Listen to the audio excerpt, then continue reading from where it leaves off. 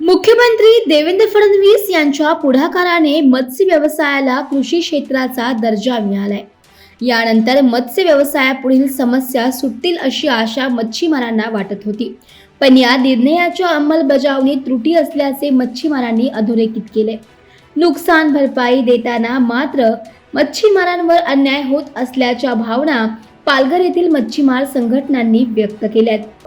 ज्याप्रमाणे शेतकऱ्यांना जी सवलत दिली जाते ती आजच्या सरकारने जशी कृषी विभागामध्ये आम्हाला मच्छीमारांनी टाकलेलं गेलं आहे, विदेशाने जे अलाउन्स केलं, परंतु आजपर्यंत त्या DRचं आम्हाला कुठलंही मंजूर झालेलं नाही। त्यामुळे आमच्या काही बोटीचं नुकसान झालं तर आम्हाला तो बेनिफिट मिळत नाही। तरी शासनाला आमची विनंती आहे की जर तुम्ही जर अशा प्रकारचं केलं नाही तर आमच्या मच्छीमारांचे उद्योग वाढत चाललेला आहे आणि अजून तो उद्योग होईल आणि त्याकरता शासनाने त्याकडे लक्ष द्यावं असे मच्छीमार पिढ्यानपिढ्या समुद्र, खाडी आणि किनाऱ्यावर आपली उपजीविका पार पाडतात। मासेमारीशी निगडीत असलेल्या जमिनीची नोंद कृषी जमीन म्हणून करण्यात यावी अशी मागणी मच्छीमारांची आहे। गेल्या काही महिन्यांमध्ये हवामान विभागाने दिलेल्या सतर्कतेच्या इशाऱ्यामुळे सलग 8 ते 10 वेळा मासेमारी बोटी समुद्रात मासेमारीसाठी जाऊ शकल्या नाहीत। लहान बोटींना प्रत्येक फेरी मागे 50,000 ते 1 लाखांचा खर्च येतो, तर मोठ्या बोटींना 1 ते 5 लाखांपर्यंतचा खर्च। मासेमारीला जाण्याआधी बर्फ, डिझेल आणि इतर तयारी केली असताना अचानक आलेल्या सतर्कतेच्या इशाऱ्यामुळे हा सर्व खर्च वाया जातो। मच्छीमारांच्या सुक्या मासळीचेही मोठे नुकसान होते। कृषी निकषांप्रमाणेच या नुकसानाची भरपाई मिळावी हे अपेक्षित असताना याबाबत संभ्रमावस्था आहे।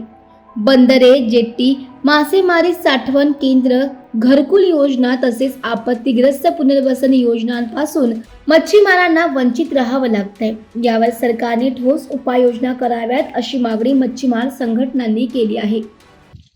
केंद्र शासनाने आणि राज्य शासनाने मच्छीमारांना कृषी दर्जा दिला आहे, परंतु आज कृषी दर्जाचा कुठलाही फायदा मच्छीमारांना मिळालेला नाही आहे। एखादी दुर्घटना घडली तर कुठली मदत दिली जात नाही, ती मिळत पण नाही आहे आणि दिली तर ती तुटपुंजी असते, त्यांनी काही बोटीचं पुनर्वसन होत नाही। म्हणून हा दुजाभाव आहे मच्छीमारावर आणि फक्त कृषी दर्जा देऊन आम्हाला फक्त काय पानं पुसलेत असंच आम्हाला म्हणावं लागेल। ह्यासाठी आम्हाला एक आंदोलन करणं गरजेचं आहे, कारण पूर्ण महाराष्ट्रातील मच्छीमार तसे देशातील मच्छीमारसुद्धा ह्या कारणाने संतापलेला आहे आणि एक उग्र आंदोलन करण्याच्या तयारीत आम्ही आहोत।